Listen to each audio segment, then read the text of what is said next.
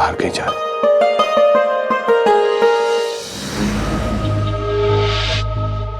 लेकिन सुरभि का मन अचानक कैसे बदल गया? न मालूम है न मालूम करने का शौक है। तू बस इतना जान ले कि मुझे तेरी मदद की जरूरत है। तू जानती है ना तुझे क्या करना है? अच्छी तरह से।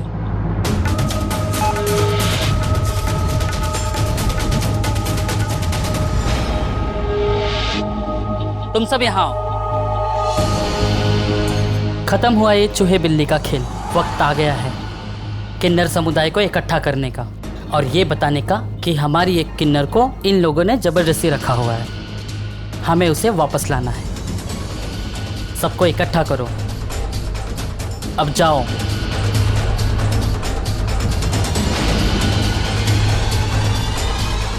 अगर सब लोग इकट्ठे हो गए तो सौम्या को कोई नहीं बचा पाएगा। मैं क्या करूं? मलिका दीदी भी तो नहीं है यहाँ पे। देख बलविंदर, मुझे किसी की निजी जिंदगी में पढ़ने का कोई शौक नहीं। मुझे फिक्र है सिर्फ चिंटू। यार उस बेचारे बच्चे की तो इतनी उम्र भी नहीं है जितने दुखों के पहाड़ वो लेकर चल रहा है। देख सौम्या भी यही चाहती है कि तू और रावी एक हो जाए और चिंटू की फैमिली पूरी हो जाए। चाहता तो मैं भी यही हूं हरमन, पर क्या करूं, बाप के आगे चलती नहीं मेरी। क्यों? तेरे पास जुबान नहीं है, खुद का दिमाग नहीं है। मेरी बीवी से कुछ सीख ले। तुझे अपनी बीवी से मिलने के लिए इसका सहारा लेना पड़ा और ये आज तक उसके लिए बातें सुनती आई है मेरे घर वालों से, और तू अपने बाप की बात कर रहा है। देख बलविंदर, हम ना तुझे सिर्फ रास्ता दिखा सकते, कदम तुझे खुद बढ़ाने होंगे और तुझे तेरे बाप के नाम की बेड़ियों से कोई आजाद नहीं करा सकता सिवाय खुद तेरे। बलविंदर जी, आप दीदी से प्यार करते हैं ना? हाँ, बहुत करता हूँ। तो फिर आप इतना सोच क्यों रहे हैं? एक कदम आप बढ़ाइए, एक कदम जीजी बढ़ाएगी, और अगर आप लोगों का प्यार सच्चा है तो फिर रास्ता अपने आप ही निकल आएगा। लेकिन रावी, उसको कैसे समझाऊं? वो बहुत नाराज है मुझसे। आप फैसला तो लीजिए। सुनते ही रावी जीजी का गुस्सा बिल्कुल शांत हो जाएगा। वो सिर्फ बाहर से सख्त दिखती हैं, पर आपसे बहुत प्यार करती हैं। और जब हम किसी से प्यार करते हैं तो उसकी खामियां और उसकी खूबियां दोनों को अपनाते हैं। जैसे हरमन जी ने मुझे अपनाया। मेरी कमी जानने के बावजूद भी उन्होंने हमेशा मेरा साथ दिया, मुझे अपनी पत्नी माना और अब एक माँ का अधिकार भी दिया है। हमारा परिवार 3 ऐसे लोगों से बना हुआ है जिन्हें नसीब में कभी भी मिलना नहीं लिखा हुआ था। लेकिन हरमन जी, नसीब से लड़कर हम तीनों को एक साथ मिलाकर एक पूरा परिवार बनाया है। आप लोग तो जुड़कर अलग हुए हैं। आप लोगों को वापस मिलने में इतना नहीं सोचना चाहिए। मेरे पास अब 2 ही रास्ते हैं। या तो मैं रावी को भूल जाऊं, या तो फिर आपके घर जवाई बन के आऊं। अगर आप जीजी से प्यार करते हैं तो उन्हें भूलने के बारे में सोच भी कैसे सकते हैं? देख बलविंदर, हमें तुझे जितना समझाना था समझा लिया। अब तू खुद फैसला ले कि तेरे आखिरी वक्त तक तेरे कौन काम आएगा और तेरा ध्यान कौन रखेगा, तेरा बाप या तेरी बीवी। इस घर की जिम्मेदारी सिर्फ मैंने ले रखी है। सारी चीजों का ध्यान सिर्फ मैंने रखना है। जरा मैं बाहर गई नहीं कि घर में स्यापा हो गया। हरमन जब उस बच्चे को लेकर सौम्या के साथ बाहर जा रहा था तो किसी ने रोका क्यों नहीं? अब जीजी, आप तो जानती है ना, हरमन किसी की सुनता कहाँ है। प्लीज ठंड रखी यार, खाम खा न चलानी है, की जरूरत है? कोई पहली बारी है कांड कीता है, तू ठंड रखा कर। तेरी सेहत नू कुछ नहीं होना चाहिए बस। वो घर की इज्जत खाक में मिल रही है और आप मैनू कह रहे कि मैं ठंड पाऊं? लोग उस बच्चे को देखकर सवाल करेंगे। जी की करेंगे हम? किस किस का जवाब देंगे और क्या जवाब देंगे? किसी ने नहीं देखा।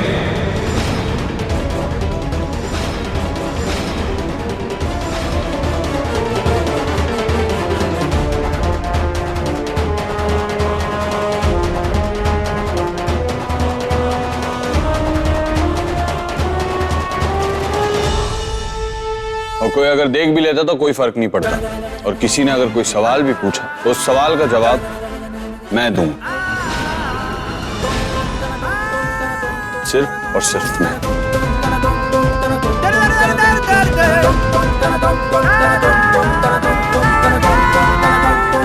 किसी को घबराने की जरूरत नहीं है।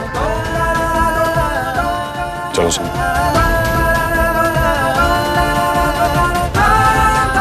चल। हमारी तो तुझे पड़ी नहीं, लेकिन अगर अपनी छोटी बहन की जरा सी भी फिक्र है तो मैं तुझे बता दूं कि वो तेरी नानी के घर है। नानी?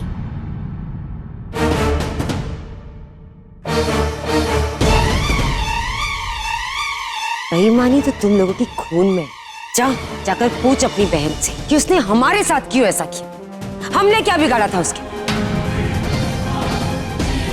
हरमन जी, चलिए नानी के घर चलते हैं, मुझे छोटी से मिलना है। चलिए। एक मिनट सौम्या, अब पता तो चली गया कि सुरभि नानी के, तो टेंशन लेने की क्या जरूरत है, कभी और चले जाएंगे। नहीं, पर मुझे उससे अभी बात करनी है। आप ठीक है, आपको नहीं आना तो मैं उससे अभी मिलकर आती हूँ।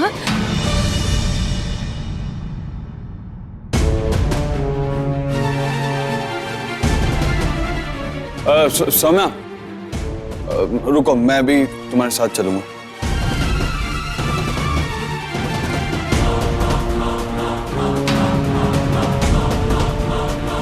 नानी?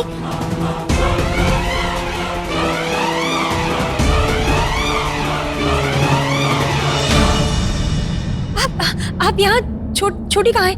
सुरभि पुत्र मेरे को लाई सी, पर फिर चली गई।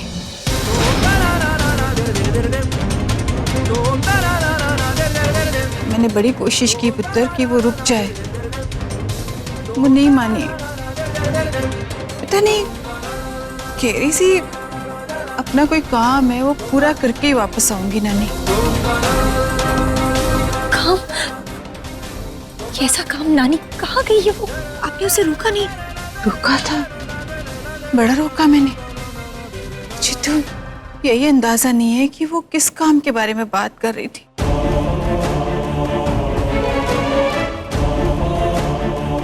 पता नहीं सुरभि क्या सोचती है, क्या करती है, कुछ नहीं पता मुझे। सारे बेशरम पैदा हुए हैं ना आपके खानदान में। इतनी बार मना किया हमने, निकाला है बेइज्जत करके इस घर से बाहर आप लोगों को, फिर भी मुंह उठाकर चले आते।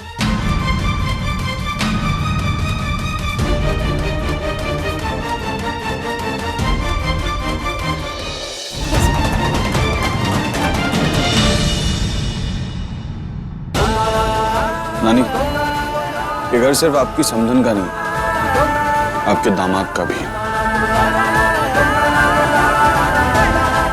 चलिए हमारे साथ।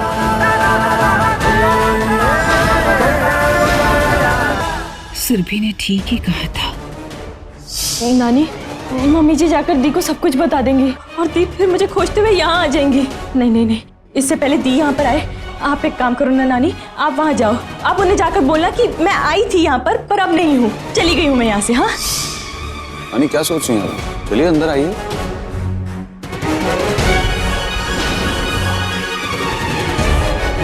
आइए नानी।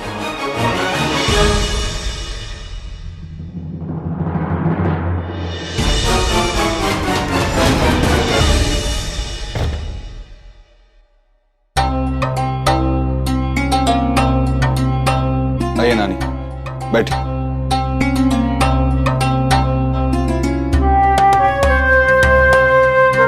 अब कैसे ढूंढेंगे हम छोटी को नानी? पुत्र, मैं सुरभि का एक संदेशा लाई थी तुम दोनों के।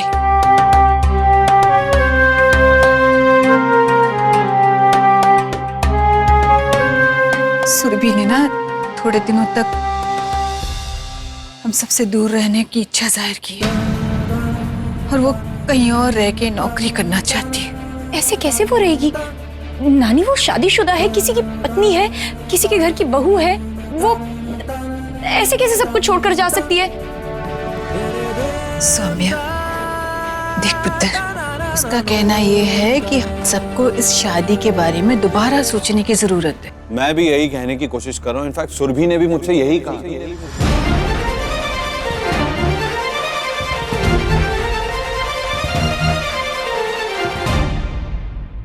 हरमन जी, बात करनी है आपसे। मुझे तुमसे कोई बात नहीं करनी।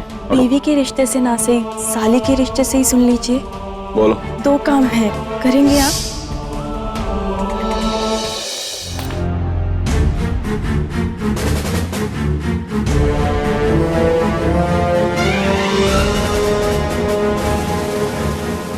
समाज में घर की इज्जत का सवाल है और घर में बेटे की जिंदगी को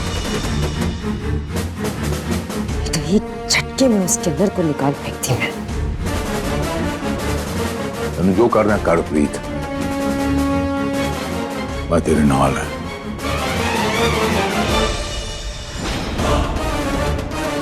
मैं तेरे नाल है प्रीत, देखी जाएगी। नानक नाम चढ़दी कला, तेरे पाने सरबत दा पला। तो एक ही उम्मीद है बस, करी ना अपना काम करते। कहीं ऐसा ना हो कि सब्र का बांध टूट जाए और वो काम मुझे करना पड़े।